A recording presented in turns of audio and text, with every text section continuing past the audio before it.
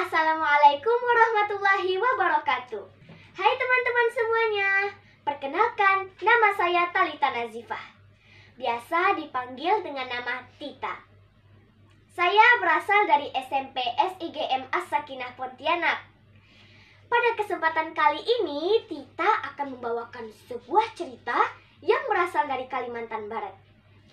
Cerita ini Tita ambil dari antologi cerita rakyat Sungai Raya Kepulauan Pekong Kaki yang diterbitkan oleh Balai Bahasa Kalimantan Barat tahun 2016.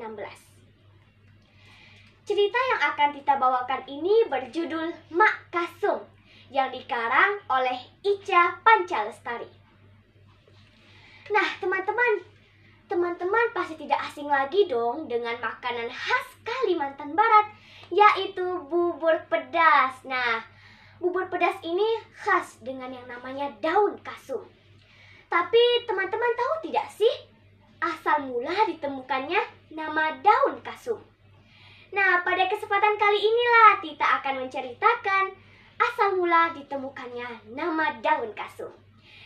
Dengarkan baik-baik ya ceritanya. Pada zaman dahulu kala di Sambas, Kalimantan Barat, ada sebuah kerajaan yang dipimpin oleh sang raja yang baik hati, bijaksana, dan juga kaya raya.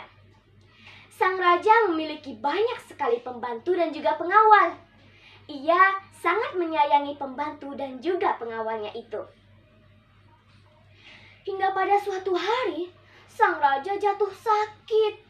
Hingga akhirnya ia hanya bisa terbaring lemah di kasurnya dan tidak bisa berbuat apa-apa. Karena penyakitnya itu, ia kehilangan nafsu makannya. Orang-orang yang ada di kerajaan sangat mengkhawatirkan kondisi sang raja.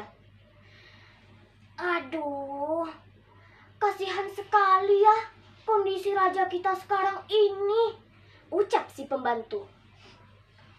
Iya ya, sudah tidak punya istri, tidak punya anak. Siapa lagi lah yang merawatnya kalau bukan kita semua, ucap si pengawal.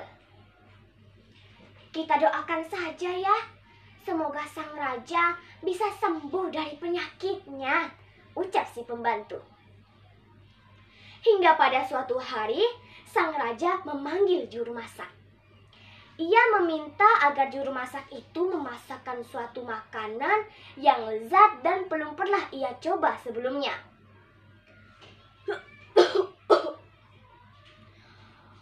Wahai pembantuku, bisakah engkau memasakkanku satu makanan yang lezat dan belum pernah aku coba sebelumnya? Ucap sang raja.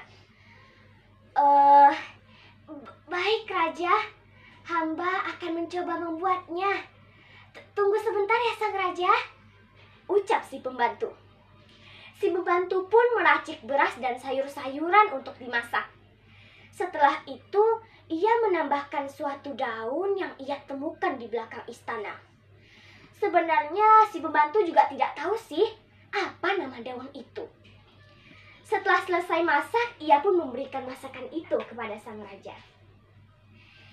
Yang mulia, ini hamba sudah selesai memasaknya. Semoga yang mulia suka ya dengan masakan hamba, ucap si pembantu. Sang raja pun mengambil masakan itu. Ia pun mencobanya.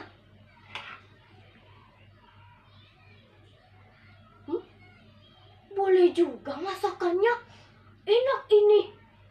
Wah, aku belum pernah mencoba masakan seenak ini sebelumnya, ucap sang raja. Sang raja pun melahapnya. Hingga setelah selesai makan, sang raja memanggil si juru masak lagi. Setelah itu, sang juru masak pun menghadap sang raja. Yang mulia, ada apa yang mulia memanggil hamba ke sini? Ucap si pembantu. Begini, daun apa yang tadi kamu masukkan ke dalam masakan itu ya? Karena aku rasa daun itulah yang membuat masakan itu menjadi lezat dan juga khas, ucap sang raja. Eh, Sebenarnya hamba juga tidak tahu nama daun itu. Tadi hamba menemukannya di belakang istana. Hamba mengambilnya dan memasukkannya ke dalam masakan itu, Tuan. Ucap si pembantu. Oh, begitu ya. Oh, siapakah namamu? Ucap sang raja. Nama hamba Kasum. Orang-orang biasa memanggil hamba Mak Kasum. Ucap si pembantu itu. Oh, begitu ya. Oh, tunggu. Oh, bagaimana kalau daun itu aku beri nama sesuai dengan namamu? Mak Kasum. Daun kasum. Iya, daun kasum. Ucap sang raja. Nah, teman-teman, dari situlah ditemukan nama daun kasum itu.